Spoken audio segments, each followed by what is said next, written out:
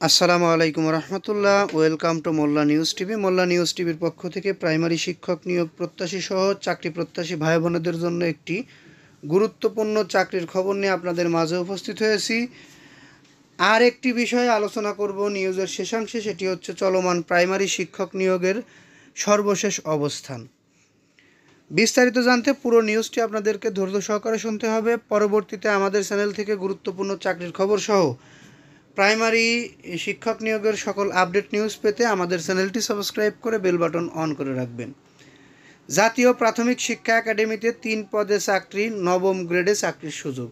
এখানে প্রায় 15টি শূন্য পদে একটি নিয়োগ বিজ্ঞপ্তি প্রকাশ করেছে জাতীয় প্রাথমিক শিক্ষা একাডেমি।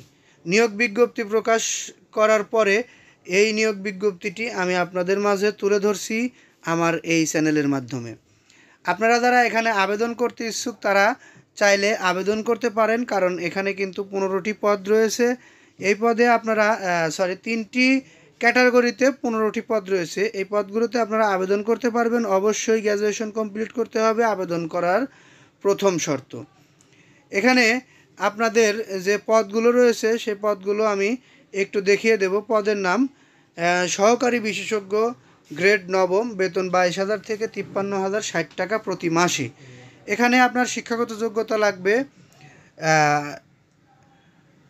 যে কোনো বিষয়ে প্রথম শ্রেণী বা সমমানের সিজিপিএতে স্নাতকোত্তর ডিগ্রি অথবা অনন্য দ্বিতীয় শ্রেণী বা সমমানের সিজিপিএতে স্নাতকোত্তর ডিগ্রি সহ অনন্য, মানে আরও তারা অপশন দিয়েছে দ্বিতীয় শ্রেণী বা সমমানের সিজিপিএতে স্নাতক ডিগ্রি অথবা অনন্য দ্বিতীয় শ্রেণী বা সমমানের সিজিপিএতে 4 বছর মেয়াদের স্নাতক সমমান ডিগ্রি, এবং আরও একটি অপশন রয়েছে bachelor of education B Ed degree.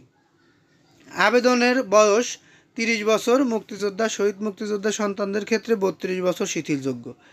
আপনারা এখানে আবেদন করতে পারবেন। আরও যে পদটি রয়েছে এখানে ষষ্ঠ গ্রেডের পদটি 35,000 থেকে 35,500 থেকে 67,010 টাকা পর্যন্ত প্রতি মাসে বেতন পাবেন। এখানে শিক্ষাগত যোগ্যতা আপনাদের থাকতে হবে স্নাতকোত্তর ডিগ্রি। এখানে আরও একটি পদ রয়েছে, সেখানেও ষষ্ঠ গ্রেড প্রোগ্রামার, এখানেও সেম বেতন। আপনারা আবেদন করতে পারেন। আবেদনের লিঙ্ক আপনারা চাইলে আমি কমেন্ট বক্সে যদি চান আমি আপনাদেরকে কমেন্টে দিয়ে দেব।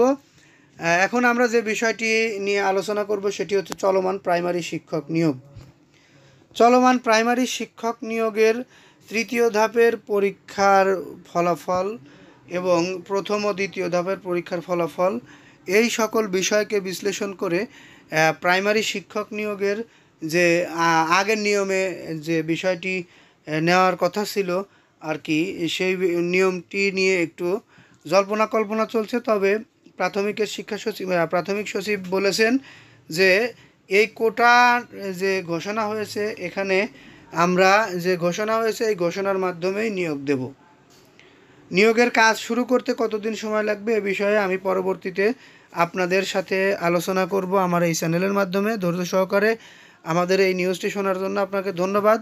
লাইক, কমেন্ট, শেয়ার করে পাশে থাকবেন। পরবর্তীতে আমি আপনাদেরকে চলমান প্রাইমারি শিক্ষক নিয়োগের সর্বশেষ আপডেট নিউজ জানিয়ে দেবো ইনশাআল্লাহ। এই বলে এখান থেকে বিদায় নিচ্ছি। আসসালামু আলাইকুম।